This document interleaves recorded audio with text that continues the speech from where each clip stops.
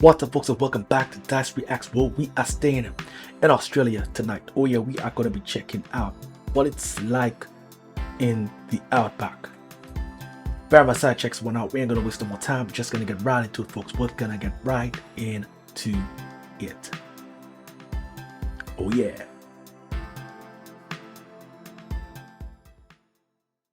At about 7.7 million kilometers squared, Australia is the 6th largest country on Earth and for the most part is extremely sparsely populated. Looking at a map of its population density, we can only really see a handful of urban areas. Excluding Perth on its west coast, most of these are concentrated on its east coast, southeast specifically. The area known as the Outback is in particular one of the least populated places not only in the country but the entire planet. Although a rather vague term in terms of its actual location, the Outback is generally this region here. It's an almost lifeless, remote, vast region which covers around 70% of the entire country, or about 5.5 million kilometers squared. As the boundaries of the region aren't set in stone, there is no exact measurement for how many people actually live in what is known as the Outback. But why do people actually live here? What is the largest settlement and what is life like there? Let's travel into the desert and find out. So before we investigate what life is like there, let's take a quick look at the history of the Aboriginals and why and when they migrated to Australia. So Aboriginal Australians have lived in the Outback for over 50,000 years. They originally migrated from Southeast Asia using very simple boats to reach Australia. Over time, they spread out across the country, adapting to the extreme conditions of the Outback. One of those regions being what is now known as the town of Alice Springs, perhaps the most well-known city in the Outback. It is also the most populated, with around 29,000 people calling the city home. So this is where the city is located, somewhat in the middle of the country. It's roughly a 29-hour drive away from Sydney or Perth, or a 15-hour drive from Darwin/Adelaide. So the city is found just a little north of Lambert Centre, which is recognised as the official geographical centre point of the country. Now, when I searched for it on Google Maps, I thought it was just down the road, maybe an hour away max. But no, it turns out it's over 5 hours drive away, even though on a map it looks relatively close. The same applies to Uluru or Ayers Rock, which on a map looks like it's just around the corner, but in fact it's again about a 5-hour drive away. My goodness. I mean, just the view there is insane, man. Can you imagine being stranded on that land? Without no transportation, man, this is a living nightmare. You know, just thinking about people back in the days that were living there. How did they survive, man? Gotta be so tough. I mean, it's a harsh environment just by just looking at it. So this is what the city actually looks like. It's a very small suburban town with low-rise buildings against a backdrop of rugged red desert landscapes. There are no tall buildings, nothing flashy or particularly stand out, just a sea of green trees and houses amongst the Martian-like scenery. The city is part of the Northern Territory and is actually the region's second most populated city, only behind Darwin. Showing just how low the population of the territory is, the city with 29,000 ranks second. For reference, the next largest city is Katherine with just 6,000 people. In fact, the entire territory's population is around 232,000. Found roughly 7 hours drive south of Alice Springs, we arrive in Coober Pedy, a town found in the northern part of South Australia. The town is extremely unique and somewhat bizarre. It's a town where around half of its inhabitants live underground. As you'd expect from this region, the climate can be absolutely unbearable. In the summer, it regularly sees temperatures above 40 degrees Celsius, and the highest temperature ever recorded there was 48 degrees Celsius. So for this reason, around half of its 1,800 population live in dugouts, which are essentially underground houses where temperatures are much cooler and livable. The town is primarily known for its opal mining, which is the field most of its residents work in. However, in recent years, it's gained traction due to its uniqueness, creating a small but steady tourism industry. As well as homes, there is a church, hotel. Definitely. I wouldn't mind going and take a tour in those places. It looks so good, man. It's so mystic. Wow.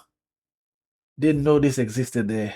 Restaurant and museums found underground within the city. Now, when you think of the outback or deserts in general, you don't necessarily think of water or lakes for that matter. Nope. However, within the outback is where you'll find Australia's largest lake, Really? Lake Eyre. During times of storms or heavy rainfall, the lake can cover an area of some 9,500 kilometers squared, a larger area than that of the country of Cyprus. But for most of the year the lake is dry due to the arid climate of the region. So why and how does this body of water exist in the first place? Well, this is due to the fact that the lake is part of what is known as a closed drainage basin. Basically, if there is water, it has nowhere else to go but this lake. The lake then collects this water and then it eventually dries up in the heat of the summer. It's kind of crazy that the outback is so large that it touches almost every state in the country. It of course isn't in Tasmania, as that's an island state with a more temperate climate which is lush and green. There are parts of Victoria that are semi-arid, but generally none of Victoria is considered to be part of the outback. And then there is ACT, which is the Australian Capital Territory, a tiny region that encompasses the capital Canberra, located much further southeast. Like Tasmania, has more of a temperate climate. Now, when you think of Queensland, Australia, what pops into your head? For me, I instantly think of tropical rainforests. However, that only covers around 10% of the state, and in fact about 80% is...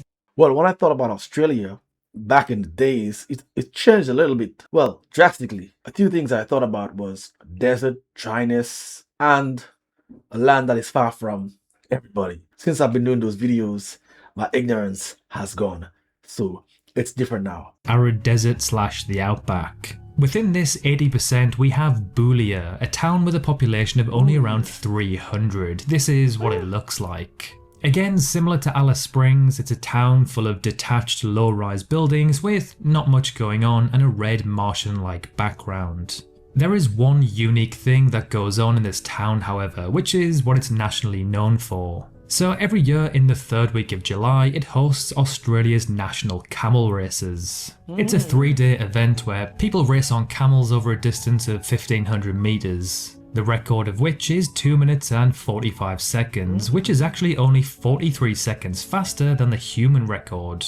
Found around 5 hours drive north of Alice Springs is Tennant Creek Airport, one of the country's smallest airports. Over the course of a year, maybe 10,000 people may use it. That's somewhere in the region of around 30 people per day. But who exactly is using an airport like this in the middle of absolute nowhere? Well, other than the residents of the nearby town of Tennants Creek, you may have the odd tourist, mine worker or government official. Now, as small as this airport is in terms of passenger numbers, it's actually got nothing on Biduri Airport found in Queensland. This airport typically sees around 1 to 200 passengers per year, seeing only around 40 to 50 flights for the entire year. Again, the only people who may use the airport are the odd tourist, government officials, and the residents of the nearby town, Biduri, a town with a population of only around 150 people. The town itself is of course absolutely tiny, however the locality around the town covers an area of some 36,000 kilometers squared.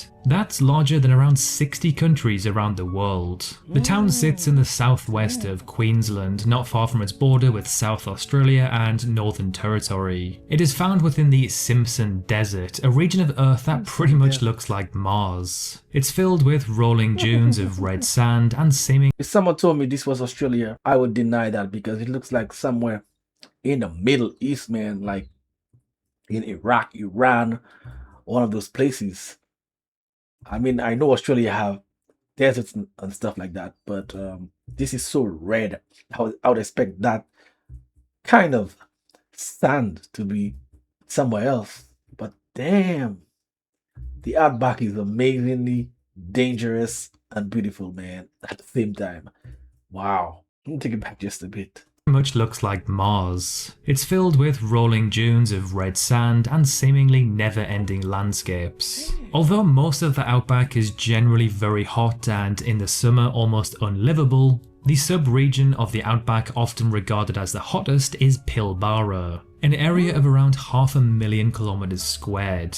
found in the northwest of the country, Western Australia specifically. Around 50,000 people live in this region, giving a density of roughly 0.1 people per kilometers squared. An extremely sparsely populated region where most people work in what is known as FIFO, fly in, fly out. This is people who quite literally fly in, work solidly for around 2 weeks, and then fly back to have a week off, repeating throughout the year. The region consists of mainly rocky, barren land that absorbs heat during the day and then releases it in the night, meaning it's hard to ever escape the heat. Within this region is Onslow, a town which saw Australia's highest ever recorded temperature at 50.7 degrees in January of 2022. However, Onslow is actually found on the coast and is not classed as being part of the Outback. It's a town where only around 800 people live. One particular point of interest in Australia, which mainly runs through the Outback, is the Dingo Fence, the longest fence on Earth.